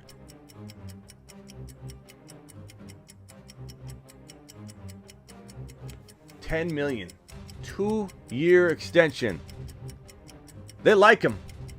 They run a lot. He could be okay. They like him. They like Gus Edwards, people. And I don't know that JK feels safe. People have been drafting him in the 2nd round. I had Matthew Berry on the show a while back, and I posed the question to him. I said, are we worried about J.K. Dobbins climbing too high because people are drafting him in the 2nd round? And you know, he was a player that he liked. I'd love to know what Matthew Berry thinks now. But I feel like J.K.'s a risk. I like him a lot. He's a top 5 to 10 running back talent, but he certainly has that bust potential in 2021, and so does Akers. At 1st round draft value, both of them. Dobbins, 3rd round, still feels risky. Akers, round 1, end of round 1, feels very risky. Should I pick Keenan Allen over AJ or nah? The answer is nah, bro. I like Allen, but you really moving AJ Brown down out of this group of 8 wide receivers that can be the number 1 overall wide receiver. AJ Brown, don't pass on AJ Brown, bro. Don't freak out. Don't freak out. Thoughts on Antonio Brown? I mean, does he have flex appeal in weird leagues? Maybe he could. I definitely wouldn't bet against him, especially at the late ADP where you're not spending a lot. You're not even spending like 3rd wide receiver value on Antonio Brown, I'd imagine, in most formats. So I kind of like him. I kind of like him at that value. I don't know that I love him, but I kind of like him. Could Ridley's TD number drop with Julio gone? Probably not, bro. It would be one thing if Julio left and there was nothing else there. You know, I mean, of course, there are other wide receivers. A lot of people like Gate. There are other wide receivers that could emerge. But do I feel like Kyle Pitts is going to replace a lot of the Julio Jones production by himself? I do. And do I think Mike Davis will be utilized in the passing game to an extreme degree, at least compared to what people are expecting? I do. There will be enough people drawing defensive attention that there's not going to be an issue with Ridley finding open lanes and finding the end zone, bro. I think Ridley will be fine. Anything's possible, but he really did good when Julio was out. I have no problem with a Julio Jones-less team supplying touchdown production and targets to Ridley, because Kyle Pitts will be so dominant in his own right. What round are you taking Kyle Pitts in redraft? I don't know that I want to give you a round because he varies so much, bro. So I don't want to tell someone the round and then they take him there when they don't need to. He is getting drafted around the 4th or 5th or 6th tight end. I think if you can get him around that 4 or around that 5 tight end, 5th tight end off the board mark, you're in a good spot. And I would take him maybe that high, but just make sure you're not taking him in the 3rd or 4th round in redraft. I like him a lot. I want to own him. In Dynasty, you could definitely make that argument. But in redraft, you can't be taking him near Waller. You can't be taking him anywhere near Waller, Kelsey, and Kittle, because he's a rookie. He'll probably dominate the tight end position more than any rookie has in a long, long time. But that still won't warrant 3rd or 4th round value. It won't warrant passing on a Josh Allen or a Clyde Edwards-Helaire or an Antonio Gibson who's falling, super far. People in redraft are getting a little out of hand. We've done redraft mocks where we've thought people assumed we were doing a dynasty mock, but they didn't. They took Pitts way too high. You gotta package them perfectly and utilize the data or the pre-rank list to your advantage. If Kyle Pitts is creeping up on the pre-rank and you're deep into your middle rounds of your draft, then yeah, time to pull the trigger. But don't be taking this guy just because he's ranking high on the tight end ranking. So you're on the clock. Waller, Kittle, and Kelsey go, and he's the next tight end ranked, and you're like, okay, I'm going to take him. Look at your overall rankings. Where's Kyle Pitts? Because he's going to be very far, even if he's the 4th ranked tight end on the pre-rank list for whatever reason. He's going to be very far away from the other 3 tight ends that just got drafted. So if you're going to draft him based off of, well, he's the next tight end up, you might be taking him like 2 rounds early in a redraft. So use the overall pre-rank list to guide you. And when you get within like a half a scroll of where Kyle Pitts is, then it's probably not too early, but it depends on the where you're drafting. Thoughts on who will be the starter in New Orleans this year? Okay, Hughes, let's talk about this. I think it's going to be Taysom Hill. You're going to hear a lot of people say a lot of different things. You're going to have a lot of people say, well, Winston's the better passer. Oh my God, Taysom Hill's a gimmick player. Taysom Hill did fairly well. He's no Tim Tebow. Tim Tebow was not the passer or the player at the NFL level that Taysom Hill is and has proven to be. Taysom Hill marched his team down the field on the regular, doing really well in terms of fantasy football production. And Taysom Hill didn't get a chance to prepare as the team starter. Now, I'm not saying Taysom Hill is some long-term amazing quarterback in fantasy football or in the NFL, but could he produce top 10 quarterback numbers per start? He could, for as many games as he starts. And the team's paying him $140 million, even on a voidable deal. That's impressive, because they're saying, hey, we're going to give you 140. It's voidable each year. But if you play well, we'll keep you in the contract. Like, we're telling you, you earn what you earn. If you can come out and drop fire, you're going to stay on the team and you're going to make bank. Okay, so voidable or not, it's impressive and it's telling. And it tells you that the team is hopeful that Taysom Hill could be the starter. Winston isn't locked in. Everybody's locking Winston in without any information. Just, because he's a more traditional gunslinger that throws INTs like they're candy. Tosses them out like they're candy. And we haven't seen... Why did Winston not get turned to last year? Why did the team turn to a quarterback that had very little preparation to be the quarterback that everyone thinks that Winston's going to be handed the job. Why didn't they use him at all last year instead of Taysom Hill? The only reason Winston came into the game, the game that Drew Brees went down, is because Taysom Hill wasn't eligible to come in at quarterback. Not to mention that even if Winston gets the start, he'll be from 20 to 20. Guess who's coming in inside the 20 all the time, on the regular? Taysom Hill, taking all the gravy. So give me Taysom, and I think he'll do well, a lot better than people think. Getting to know the offense from a quarterback perspective all offseason long will help him prepare to feeding Kamara the receptions and design plays that he didn't know that involved Kamara. Big difference when you get to prepare. Bucks versus Patriots.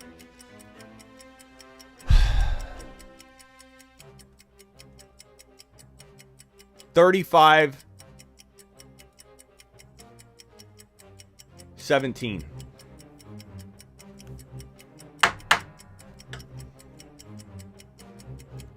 Crazy to pass on Kamara at 4 in Dynasty. I don't know that I'd call it crazy because there are a lot of good players that you could make arguments for, but it seems a little hasty.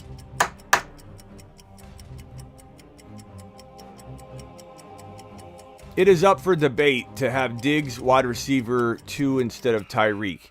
It's actually up for debate, Miles. Take a lap to potentially have Diggs number 1.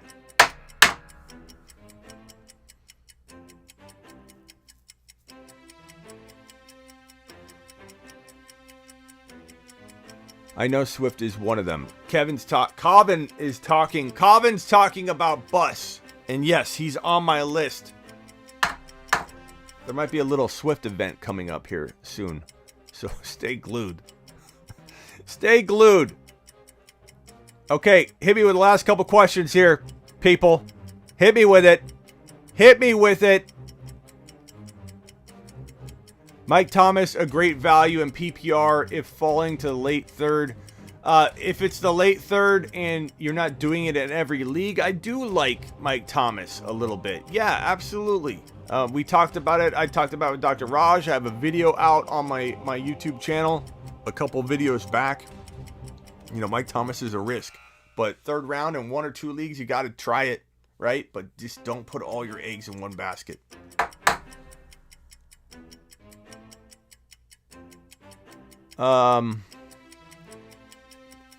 Sutton or Debo this year? Honestly, this is coming from a place where I worry about Sutton coming along. But I mean, Debo's hard to trust, and that offense spreads the ball around so much. He's used in so many different ways that are helpful from a football perspective. He's a very important and vital player on that San Francisco roster. But earmuffs for 49er fans. Oh my God, I never told you guys to take your earmuffs off. Who did I tell to wear earmuffs earlier? They're probably still wearing them.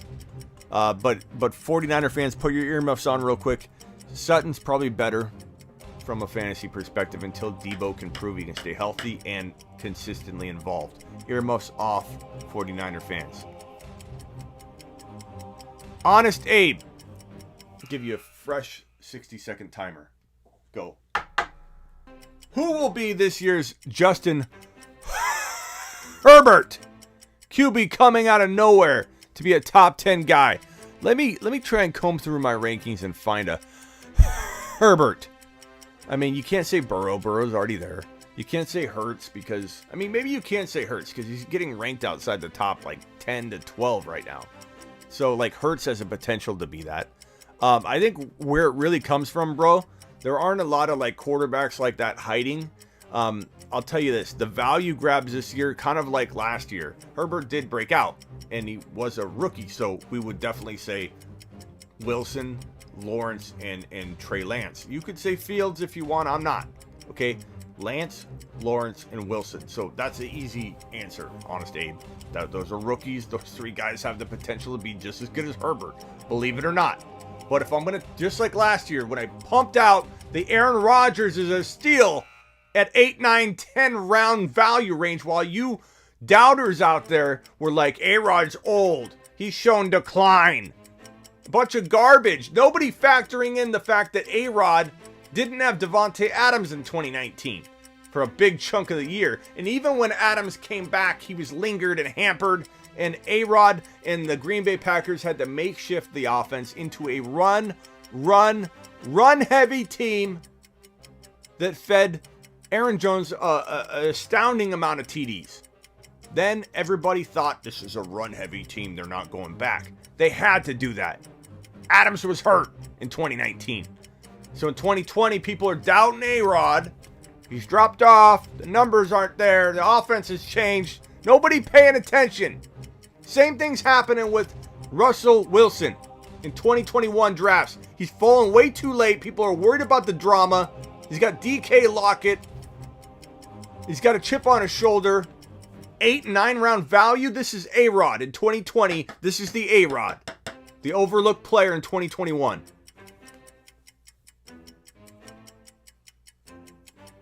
Chuba Hubbard or Gainwell dynasty. You know, it's easy to be like, take a lap. It's Chuba. You know, I love Chuba. But, you know, Gainwell's a good PPR back. The Eagles are very capable of not giving Sanders what everybody thinks Sanders is going to get.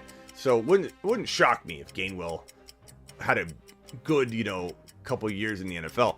But Chuba Hubbard, I think if we're going off talent alone, a lot of miles that Christian McCaffrey has, guys. Todd Gurley, number 1 overall player for, you know, up until 24, 25 years old, fell off the face of the earth. Just completely smashed. It can happen quick. I'm not saying Kamara's there for me yet, but his usage is through the roof. Give me Chuba. I hope he doesn't find the lineup soon because that comes at the expense of McCaffrey, but I love owning Chuba Hubbard. I love him. I like this question, Nicholas. Zachy Boy Moss or Damian Harris? Give me Zachy Boy Moss, baby. You know why? The Bills are going to be one of the most potent offenses in football in 2021, if not the most potent offense. And I'm telling you right now that this guy, Zachy Boy Moss, is about to drop potentially, I might add, because there's some vulturing that Allen's going to do. There's Singletary. You know, what are they going to do with the run game? But such a potent offense. There's a potential for Zach Moss to get 8-9 TDs, you know, over 1,200 total yards. Like, there's a quietly hidden, nice valued running back 2-3 in Zachy Boy Moss. I like him in 2021. In fact, you know, we're talking 9 or 10 round range, right? There's not a lot hiding in the 9th and 10th round. Like, I like Pollard, I like Madison, I'm grabbing those guys. I like Chuba Hubbard, but you might be smoking your victory pipe by taking a Zachy Boy Moss in round 10 in your grandma league. Where's Brandon? Brandon, you couldn't fit Zach Moss on your roster, I imagine, because you've already taken such authority of your league and blasted everybody in it. But this is a good guy to have on your bench, right? You're drafting him rounds 9 or 10. You're not drafting him to start. You're drafting him as a quietly good running back 2/3 that you don't have to pay running back 2/3 value for. I like Zachy Boy Moss quite a bit. And I think you could be smoking the victory pipe, you know, taking a victory lap at the end of the year by this investment. He's not a lock. A lot of questions around it, but someone's going to probably do well in that offense, man. I don't know that they just keep dividing it up. Singletary isn't exactly, you know, kind of guy I think could stay healthy for multiple more years.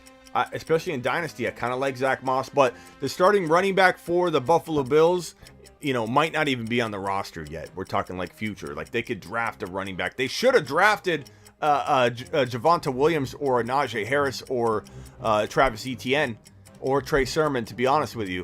They didn't. So Zach Moss doesn't have a whole lot of security if he doesn't drop an amazing season. They'll probably draft a running back, you know. But there's some potential here in the 9th round, 10th round is what I'm trying to tell you. Where is James Robinson in redraft PPR? A little higher each day. I tell you that because it sounds like they want to utilize him a lot, but running back 2 / very late running back 2. You don't want him as a high-end running back 2. Does Julio, this will be the last question. Does Julio trade change your mind about Henry at all? He should see a lot less loaded boxes now. I don't know that it definitely is better than it was. You know what I mean? Like having another wide receiver to keep defenses honest probably helps him be efficient. They may throw a little more too. You could argue that, but I think I think Henry, it's going to come down to, will Henry stay healthy?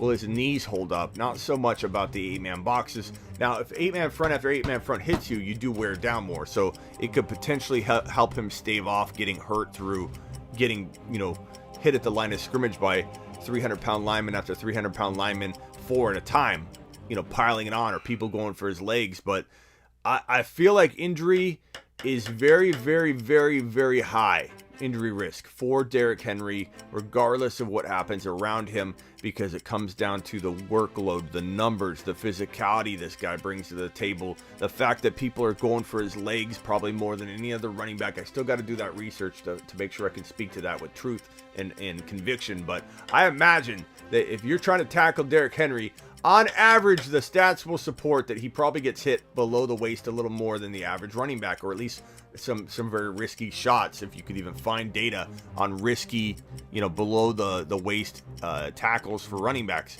He's got to be up there as being one of the most risk running backs for lower body injuries like that from getting hit and tackled from the waist down. On top of the 700 plus carries he's had in 2 very short years, and the 5th highest, I believe, carry total season ever in college football history, on top of a 2,000-yard season that he just dropped. There's a lot of reason to be concerned and worried about Henry, and I could be a year early, Honest Abe. I'm admitting that to you. There's a 10 to 20% chance probably that Derrick Henry could play 16, 17 games. That might seem like a high number to you, but when you're drafting him in redraft at number 5 overall, it's not a good odds game, in my opinion. I think there's still a shot that I'm wrong. You can flip a coin 10 times, and the odds of you flipping heads 10 straight times in a row are extremely low, because you have a 50-50 shot every single time you flip that coin. The odds are extremely low that you would flip 10 heads in a row, but you could.